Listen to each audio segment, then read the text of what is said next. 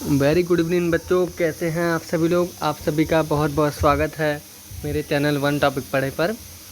और आज हम बात करने वाले हैं हमारे राष्ट्रपति महात्मा गांधी जी के बारे में, राष्ट्रपिता महात्मा गांधी जी के बारे में, जिन्हें हम बापू के नाम से भी जानते थे।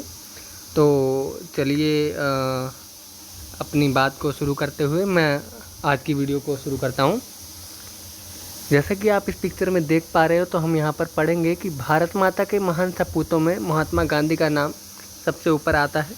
जैसा कि हम लोग जानते हैं कि हमें जो आज़ादी प्राप्त हुई थी वह उन्हीं की वजह से प्राप्त हुई थी। कहीं ना कहीं उनका बहुत बड़ा योगदान इसमें रहा है।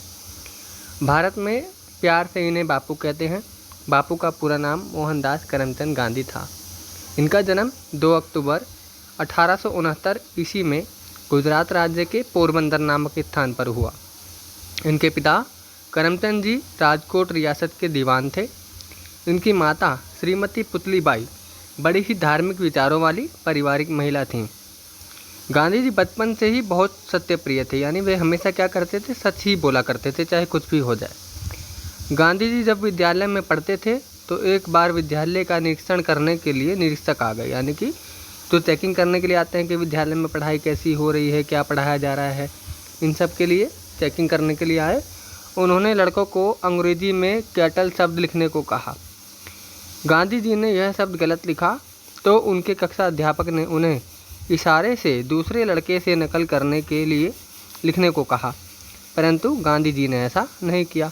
जैसे कि आपने देखा, ऊपर मैंने बताया था कि गांधी जी क्या थे, बहुत ही सत्यप्रिय थे। कुछ भी हो जाए वह हमेशा सच का ही साथ देते थे, तो इसलिए उन्होंने नकल नहीं की। उन्होंने कैटल शब्द जो लिखने के लिए कहा था वह गलत लिखा, लेकिन उन्होंने नकल नहीं की। विद्यालय निरीक्षक के चले जाने के पश्चात अध्यापक ने उन्हें थोड़ा डांटा, परंतु गांधी जी ने विनम्र भाव से कहा, श्रीमान जी, मैं किसी की नकल नहीं करता, नकल करनी अच्छी बात नहीं है। अध्यापक गांधी जी के उत्तर से बहुत खुश हुए और उन्हें शाबाशी दी। देश में अपनी शिक्षा पूरी करने के पश्चात गांधी जी उच्च शिक्षा के लिए इंग्लैंड चले गए। यानी कि हमने जो भी नॉर्मल हमारी एजुकेशन होती है 10वीं 12वीं वगैरह, उसको उन्होंने यहीं पर पूरा किया, लेकिन उसके बाद वह और आगे की पढ़ाई करने के लिए इंग्लैंड चले गए। वहाँ उन्होंने बैरिस्टर अर्थात कानून की डिग्री प्राप्त की और वकील बन गए, जिसे हम लोग इस समय लॉयर कहते हैं, वकील कहते हैं। एक मुकदमे की पैरवी करने के लिए गांधी जी को दक्षिण अफ्रीका जाना पड़ा। पैरवी करने का मतलब होता है मुकदमा लड़ने के लिए, उसकी सुनवाई के लिए उन्हें दक्षिण अफ्रीका जाना पड़ा। वहाँ भारतीयों के साथ अच्छा व्यवहार नहीं किया जाता था, ऐसा उन्होंने वहाँ देखा, महसूस किया।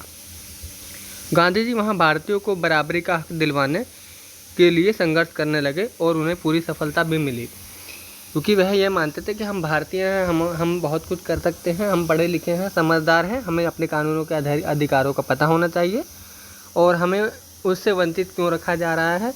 बहुत सारी ऐसी चीज़ें थी जो उन्हें खली और उन्हें चाहिए था कि यह सब भारत में ना हो। देश में आकर उन्होंने सत्य और अहिंसा का मार्ग अपनाकर भारत को आज़ाद कराने का संकल्प किया।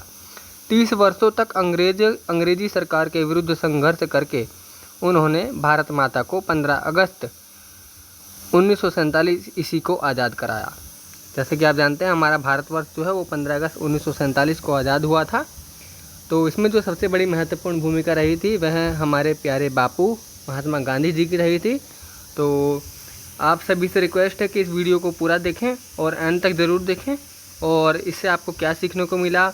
और होमवर्क में आपके लिए यह है कि इसमें जो भी क्वेश्चंस आप मतलब इसमें पूछे गए हैं और आपको अच्छे लगे या कोई इससे आपके नॉलेज वाले हैं, तो आप उसे अलग से नोट डाउन कर सकते हैं। यह आपके नॉलेज पर काफ़ी इफेक्ट डालेगा। तो वीडियो को एंड तक देखने के लिए बहुत बहुत धन्यवाद, और आशा करता हूँ कि आपको यह वीडियो अच्छी लगेगी। Thank you so much.